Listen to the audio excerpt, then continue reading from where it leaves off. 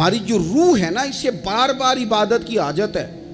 آج لوگ ڈپریشن اور ٹینشن کے مریض ہو کے جاتے ہیں نفسیات کے ڈاکٹر کے پاس، وہ کہتا ہے مراقبہ کرو، تھوڑی دیر اکیلے بیٹھو، سو جاؤ، یہ والا کام کرو، آنکھیں بند کرو، فلاں کرو، دیر تک میں تمہیں بتاتا ہوں، دیکھنا سکون ہو جائے گا۔ اس سے زیادہ بہتر یہ نہیں جو طریقہ رب رسول نے بتایا ہے کہ ذرا سر سجدے میں رکھو نا تھوڑی دیر، ذرا ہاتھ اٹھا کے وہ باتیں جو مراقبے میں جا کے سوچنی ہیں وہ ساری یوں ہاتھ کر کے، میں نے پہلے بھی کہا تھا پھر کہتا ہوں، میں ایک دفعہ ایک ڈاکٹر صاحب کے پاس بیٹھا تھا، اپنی والدہ کو لے کے گیا، تو وہ ایک ڈاکٹر صاحب ایک بزرگ سے کہہ رہے تھے کہ آپ میرے 15-12 سالوں سے پیشنٹ ہیں، میں آپ کو ایک ہی بات کہتا ہوں کہ دل کی باتیں کہہ دیں کسی سے، کہہ دیں کسی سے، آپ دل ہلکا کر لیں، سکون ہو جائے گا۔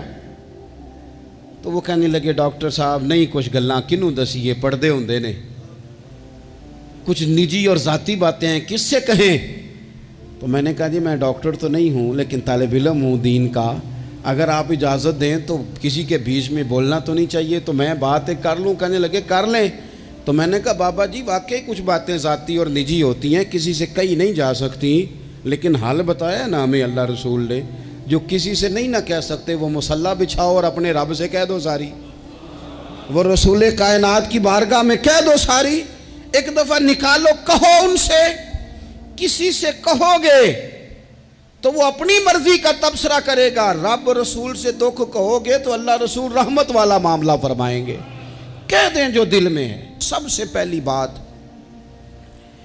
اہل بیت نبوت کے اندر جو آپ کو ملے گی وہ اللہ تعالیٰ کی عبادت ہے، بہت زیادہ عبادت کرنا، ریاضت کرنا۔ آج کل عبادت سے جی چرانا، میں کچھ دیندار لوگوں کو دیکھتا ہوں کہتے ہیں نسبت بہت تگڑی ہے ہماری، تو جناب لے جائے گی نسبت ہمیں، تم دیکھنا فلانے بزرگ کو فلانے کی خواب آ گئی، فلانے کو فلانے کی بشارت ہو گئی۔ او خدا کے بندو، میں آپ کو اس گھر کی بات بتا رہا ہوں سیدہ فاطمہ الزہرا جو جنتی نہیں، جنتی عورتوں کی سردار ہیں۔ میں حسنین کریمین کی بات بتا رہا ہوں جو صرف جنتی نہیں، جنتی جوانوں کے سردار ہیں، لیکن وہاں تو ساری رات مصلی بچھا رہتا ہے۔ عبادت آپ کی روح کا تقاضا ہے۔ مہنگے سے مہنگا موبائل خرید کے لے آؤ، بہترین مال خرچ کر کے آپ اس کو لے آؤ، لیکن اگر آپ اس کی بیٹری کو چارج نہیں کرتے بار بار تو وہ آپ کو کام نہیں دیتا۔ آپ نے جناب بڑی مہنگی گاڑی خرید لی، بڑی مہنگی، تو ایک ہی دفعہ خریدنے سے وہ مستقل نہیں چلتی، بلکہ اس میں بار بار پیٹرول ڈلوانا پڑتا ہے۔ کچھ چیزیں ایسی ہوتی ہیں جن کی بار بار حاجت ہوتی ہے، وہ پوری کرنی پڑتی ہے۔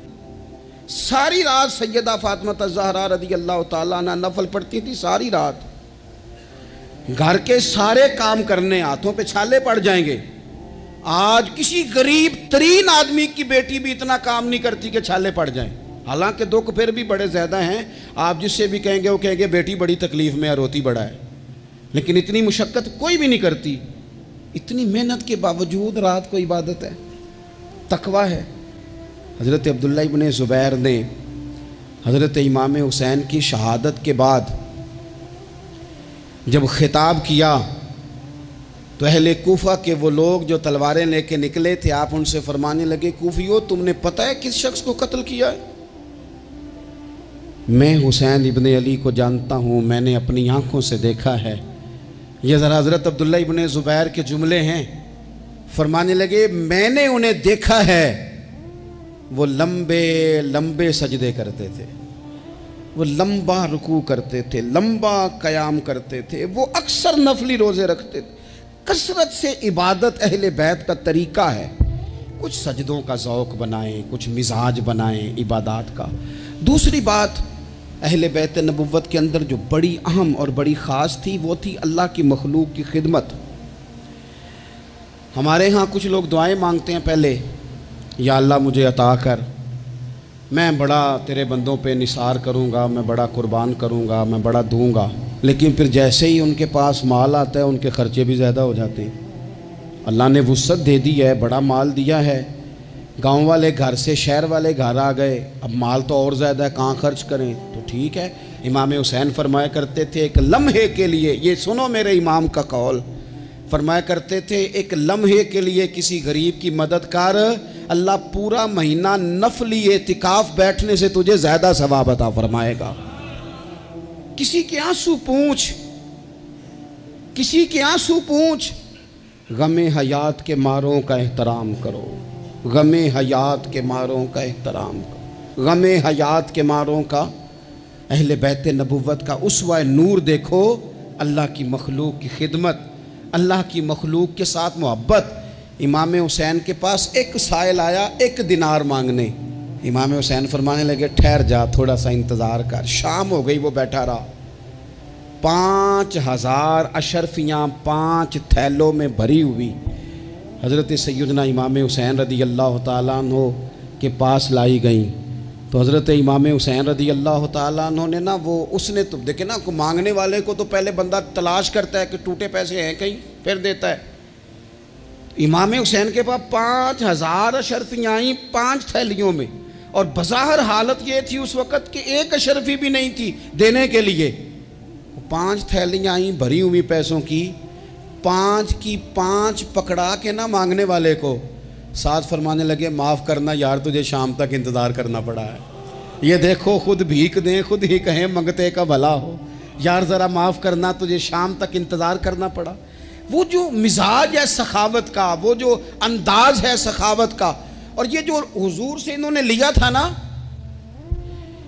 ایک دفعہ نا حضرت فاطمہ الزہرا رضی اللہ تعالیٰ عنہ اپنے دونوں شہزادوں کو لے کے نا تو نبی پاک کی بارگاہ میں گئیں۔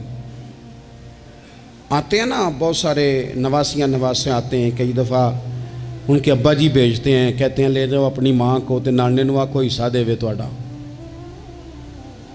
ویکھو جی مینوں کچھ نہیں چاہیے، جو دینا نے اپنی دھی نوں دینا نے، اور دینا بھی چاہیے، بیٹی کا بنتا ہے۔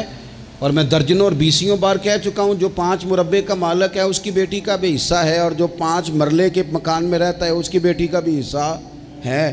اور وہ بھی بڑے سمجھدار ہیں، جن سے حصہ مانگا جاتا ہے وہ کہتے ہیں تیرا بیاہ نہیں کیا، تیرا کہاں سے حصہ آ گیا، لے جا حصہ، پھر میرا مرے کا منہ نہ دیکھنا۔ تو میرا اس بیٹی سے مشورہ ہے کہ دیکھنا بھی نہیں چاہیے ایسے ظالم کا منہ، رہنے دو۔ جو شریعت کے اصول کی مخالفت کرے اور بیٹی کو حصہ نہ دے، نہ دیکھو منہ اس کا، کوئی ضروری ہے دیکھنا، لیکن حصہ لو۔ یہ وہ حصہ ہے جائیداد میں جو اللہ نے مقرر کیا ہے، اللہ کے رسول نے مقرر کیا ہے۔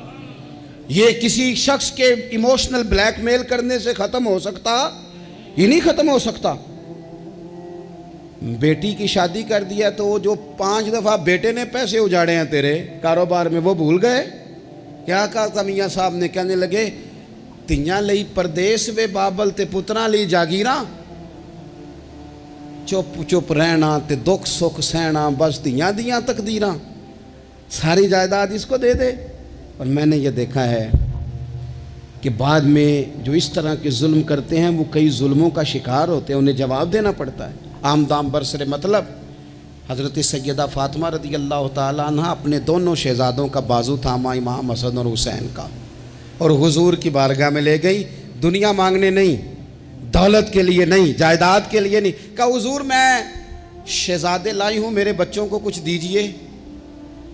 تو حضور فرمانے لگے فاطمہ، حسن کو میں نے اپنی ہیبت اور سرداری دی، اور فرمایا حسین کو میں نے اپنی جرت اور سخاوت دے دی میں نے دونوں چیزیں۔ اللہ تبارک و تعالیٰ نے پھر ان کو حضور کی عطا سے وہ فیاضی دی، سخاوت، عبادت، اور تیسری بات غریب پروری۔ جو آدمی ان پڑھ اور غریب ہوتا ہے نا وہ سمجھدار نہیں ہوتا، اس کے گھر کے برتن صاف نہیں ہوتے، اس کو چارپائیاں اچھے طریقے سے بچھانی نہیں آتی، چونکہ بیڈ شیٹیں تھوڑی ہوتی ہیں گھر میں، تو اس لیے عقل تب آتی ہے جب نوٹ آئیں۔ بے وقوفاں دے نوکر ویکھے دانش مند سیانے، یہ مطلب گاڑی گھر میں آ جائے تو چھوٹے چھوٹے بچوں کو بھی چلانی آ جاتی ہے۔ جس گھر میں موٹر سائیکل ہو بچوں کو سیکھنی نہیں پڑتی، لیکن اگر شے ہی کوئی نہ ہو، میں کسی شخص سے بیزار نہیں ہو سکتا، کیونکہ ایک ذرہ بھی تو بیکار نہیں ہو سکتا۔ غریب پروری، تھوڑا سا نا لوگوں پر توجہ، ہمارا لہجہ غریب کے حق میں، وہ سیانا نہیں، اسے بات نہیں کرنی آتی، اسے نہیں پتا کہ میں نے کس طرز کے ساتھ بیٹھنا ہے اور کس نخرے کے ساتھ میں نے پلیٹ میں ڈالنا ہے۔ بھوک زیادہ لگی ہو تو پھر تو بہت ساری ویسی چیزیں بھول جاتی ہیں بھائی۔ تو یہ سارا شعور تو تب آتا ہے جب بندہ برگر کھا کے دعوت پہ آیا ہو، تو پھر وہ تھوڑا سا سالن ڈال کے تو اس میں کانٹا رکھ کے تو کھڑا ہو کے گپ شپ لگاتا ہے، اس لیے کہ وہ روٹی نہیں کھا رہا ہوتا، ویڈیو بنوا رہا ہوتا ہے، وہ تصویریں بنوا رہا ہوتا ہے، اس کا لہجہ اور ہوتا ہے۔ لیکن غریب پروری، مسکین کے ساتھ بیٹھ کے کھانا، کبھی مزدوروں کے ساتھ تصویریں کھنچوانا، ان کی حوصلہ افزائی کرنا، انہیں کہنا کہ نظریں جھکا کے نہ جیا کرو، اٹھا کے جیا کرو، غریب آدمی کو پورا اس طرح کا بنا دینا کہ وہ غربت کے اندر بھی اپنے آپ کو عزت والا دیکھے۔ یہ اگر کسی نے سیکھنا ہے تو حسین ابن علی سے سیکھے، یہ حضور کی اولاد پاک سے سیکھے۔ امام زین العابدین کہتے ہیں میرے ابا جی گھوڑے پہ بیٹھ کر جا رہے تھے، غریب لوگ زمین پر چٹائی بچھا کے روٹی کھا رہے تھے، میرے سامنے امام صاحب گھر سے کھانا کھا کے آئے ہیں، غریبوں نے پیغام دیا حضور کھانا کھانا ہے۔ امام صاحب گھوڑے سے اترے، زمین پہ آ کے بیٹھے، غریبوں کے ساتھ روٹی کھانے لگے، تھوڑا سا کھانا کھایا تو انہوں نے کہا حضور تھوڑا سا اور کھائیں، فرمانے لگے زندگی میں پہلا موقع ہے کہ کھانے کے فوراً بعد کھانا کھا رہا ہوں، بھرا ہوا پیٹ تھا، لیکن علی کا پتر فاطمہ کا لال زمین پر بیٹھ اس لیے گیا ہے کہ غریب کہیں یہ نہ سمجھیں دعوت دی تھی تو حسین نے قبول ہی نہیں کی، اس لیے بیٹھ گیا ہوں، ورنہ ایک لقمے کی گنجائش نہیں تھی۔ اس کو کہتے ہیں غریب پروری، اس کو کہتے ہیں مزاج ختم کرنا چھوٹے بڑے کا، اس کو کہتے ہیں ایک ہی صف میں کھڑے ہو گئے محمود و یاز، نہ کوئی بندہ رہا نہ کوئی بندہ نواز۔ تھوڑا سا اس پر میں ایک دفعہ ایک فیکٹری میں گیا تھا، تو ایک صاحب جنہوں نے محفل کرائی تھی وہ ہمارے میزبان تھے، تو جو آدمی کھانا لے کے آ رہا تھا رکھ رہا تھا نا، تو وہ بیچارہ بعض اوقات ایک ہی بات سوار ہو جاتی، بار بار ایک ہی بات کرتا تھا، کہتے تھا پیر صاحب ساڑھے مالک بڑے چنگے جے ساڑھے نال بہ کے روٹی کھاندے نے، ساڑھے مالک بڑے چنگے جے ساڑھے، اس کے ذہن پر یہ بات سوار تھی، حالانکہ کون سی کوئی بڑی بات ہے، لیکن وہ ایک ہی بات بار بار دہرایا جا رہا تھا، پانی رکھ کے گیا، ٹیبل صاف کر کے گیا، کھانا دیکھ، ایک ہی بات، جی تے سارے دے نال بہ کے روٹی کھاندے جے۔ تو میں سوچ رہا تھا کہ یار یہ کس طرح کا بندہ ہے، اس نے کام تو چھوٹا سا کیا ہے لیکن اس بندے کے جذبات ہیں، اب پتہ نہیں اس غریب آدمی کے جذبات کی وجہ سے رب اس کے رزق میں کتنی کو برکت پیدا کر دے گا، کتنا کو فضل ہو جائے گا، یہ جذباتی ہو گیا ہے، شوق کے ساتھ بات کر رہا ہے۔ تو یہ اہل بیت نبوت کا طریقہ ہے۔ پھر اس سے اگلی بات اہل بیت نبوت کے طریقے میں آپ کو ملے گی کہ سادگی، عاجزی، انکساری، بالکل مختصر سے اللہ کی عطا پر بھی بہت زیادہ، حالانکہ ان پر تو بڑی عطائیں تھیں، لیکن مختصر سی خواہشات، کھجور کی چھال کی بنے ہوئے ٹوپی پہن کے حضرت مولا علی شیر خدا رضی اللہ تعالی عنہ نماز پڑھ لیتے تھے، اور اونٹ کے بالوں کی بنی ہوئی چادر اوڑھی ہے، اونٹ کے بالوں کی بنی ہوئی، اور سیدہ فاطمہ چکی پیس رہی ہیں، کنز المال میں موجود ہے۔ نبی پاک علیہ السلام نے انہیں دیکھا، ہلکے سے آنسو حضور کی آنکھ میں آئے اور دو جملوں میں بات ختم کر دی، فرمایا فاطمہ زندگی میں اسی پر گزارا کر، اللہ جنت میں ساری نعمتیں تیرے لیے دروازے کھول دے گا، اسی پہ گزارا کر۔ سادگی، حضرت امام حسن کے کپڑوں کو پیوند لگے ہوئے ہوتے تھے، اپنے بود و باش جب بندہ بہت مہنگی کر لیتا ہے تو اس کا اپنا خرچہ بڑا بڑھ جاتا ہے، اس نے کرنا کرانا کیا ہوتا ہے۔ اور اس سے اگلی بات یہ تھی کہ جذبہ جہاد بہت زیادہ تھا۔ پھر کہتا ہوں اتنی ساری ویڈیوز آئیں، او جی بچہ رو پڑا جی بکرا ذبح ہو رہا تھا، تو یہ تو پریشانی والا مقام ہے، جو بچہ بکرے کے ذبح ہونے پر روتا ہے یہ جہاد کیسے کرے گا؟ اندر سے اٹھ کے دروازہ بند کرتی ہے اماں، کہتی ہے پتر دروازے پہ نا فلانا بندہ گلی میں ظلم کر رہا ہے، باہر نہیں جانا، ہماری کوئی لڑائی ہے، ہم نے نہیں، بالکل تو باہر، تو نے نہیں نکلنا باہر، یعنی ظلم ہوتا ہے تو ہوتا رہے، جبر ہوتا ہے تو ہوتا رہے۔ حضرت عثمان غنی رضی اللہ تعالیٰ عنہ کے خلاف بلوانیوں نے حملہ کیا اور حضرت عثمان کے گھر کو گھیر لیا، لوگ تو اولاد کو بچا بچا کے رکھتے ہیں نا، باہر نہیں جانا باہر نہیں جانا، لیکن حضرت مولا علی شیر خدا اپنے بچوں کو ہر جہاد میں پہلے لے کے جاتے تھے۔ حضرت علی کے زمانے میں بھی جتنی جنگیں ہوئی اپنے شہزادے پہلی صف میں۔ حضرت مولا علی نے ایک تلوار امام حسن کو پکڑائی، ایک امام حسین کو پکڑائی، حضرت عثمان کے دروازے پہ کھڑا کر کے کہا پتر خبردار، عثمان صحابی رسول ہیں، تمہارے خالو ہیں، کوئی سیدنا عثمان کا دروازہ نہ پھلانگنے کی جرت کرے، قربان جائیں۔ دو شہزادے تلوار لیے، حالات بڑے خراب تھے اس وقت، بلوائی مصر کے مدینے پر چڑھائی کیے ہوئے تھے، حضرت عثمان کا گھر گھیرے میں تھا، لیکن ان کی جرت نہیں ہوئی حضرت عثمان کا دروازہ کراس کرنے کی۔ کیوں؟ کہ ایک کونے پہ تلوار لے کے امام حسن کھڑے تھے اور دوسرے پہ امام حسین کھڑے تھے۔ بچوں کو جب اے سی والے کمرے میں پوری طرح بند کر دے نا والد، اور انہیں کہ اچھا برگر کھانا ہے، 4 منگوا لو برگر، فلانی جگہ جانا ہے بیٹا، نہیں ضرور جانا چاہیے، کوئی انجوائمنٹ مس نہیں کرنی، پھر آپ بچوں سے توقع کرتے ہیں وہ محنت کریں گے آگے بڑھیں گے، یہ کیسے ہو سکتا ہے؟ نامی کوئی بغیر مشقت نہیں ہوا، 100 بار جب عقیق کٹا تب جا کر ننگی ہوا۔ مشقت کرنی پڑتی ہے، محنت کرنی پڑتی ہے، جد و جہد کرنی پڑتی، تو جذبہ جہاد بہت زیادہ تھا۔ اور جس چیز کی ہمیں بڑی زیادہ ضرورت ہے، بڑی زیادہ، وہ ہے صبر اور استقامت۔ ان الذین قالوا ربنا اللہ ثم استقاموا فلا خوف علیہم ولا هم یحزنون۔ رب فرماتے ہیں جن لوگوں نے کہا اللہ ہمارا رب ہے، پھر وہ ڈٹ گئے، انہیں نہ کوئی خوف ہوگا نہ وہ غمگین ہوں گے۔ ہمارے پاس سارا کچھ ہے، صبر اور استقامت نہیں۔ ایک پورا دن نہیں بھوکے گزار سکتے ہم لوگ۔ ایک ذرا سی ٹینشن آتی ہے، ایک ٹینشن تو لوگوں کو میں نے دیکھا ہے کہ زندگی کی ساری خوشیاں داؤ پہ لگا دیتے ہیں۔ ہمیں بالکل صبر کرنا نہیں آتا۔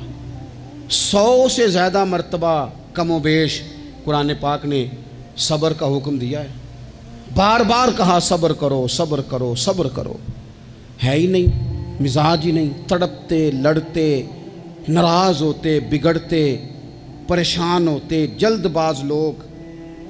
ایک عجیب سی معاشرے کے اندر کھینچا تانی ہے، چونکہ حوصلہ نہیں، صبر نہیں، استقامت نہیں۔ ایک بندہ آج ایک فیصلہ کرتا ہے، سویرے وہ فیصلہ بدل دیتا ہے، کل وہ کسی کے بارے میں کچھ اور کہہ رہا تھا، آج کچھ اور کہہ رہا ہے۔